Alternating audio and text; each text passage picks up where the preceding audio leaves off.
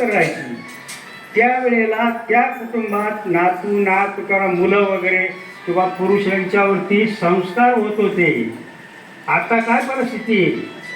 नोकरी व्यवसाय आणि अनेक प्रकारच्या आवडीनिवडी सगळे विभक्त राहतात. मग संस्कार करणार कुठून?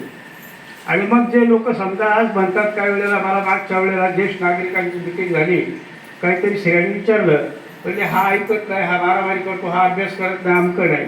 म्हटलं संस्कार झालेत का? कारण असे की संस्काराचा उगम हा घरातून होतो आणि त्यामध्ये आई हीच प्रमुख आहे, पुरुष नाही. One good mother is worth 100 teacher अशी आमची म्हण आहे.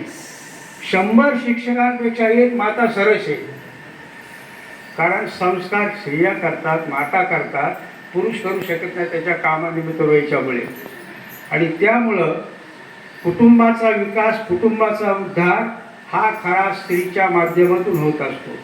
जसं भारत मातेच्या समजा आज हा निसर्गाचा जो भाग आहे भारत माता, इथे झाडं फळं फुलं वगैरे दगड वगैरे ही उत्पत्ती या मातेने केलेली आहे, भारत मातेने.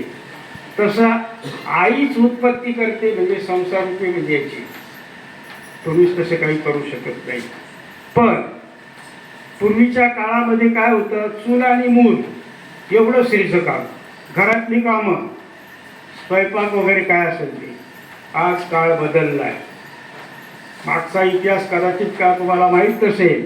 सावित्रीबाई फुले, पंडिता रमाबाई रानडे, आनंदाबाई जोशी, ताराबाई शिंदे, झाशीची राणी, इंदिरा गांधी ह्याही स्त्रियाच होत्या ना. मग आपण पुढं कमी पडलो, आपण घाबरतो. नाही आपलं ते काम नाही आहे, बोलून नाव देखील लोक आपल्याला ते जमल का? अरे का जमणार नाही? तुम्ही पुढं आलं पाहिजे. पुरुषांच्या खांद्याला खांदा लावून काम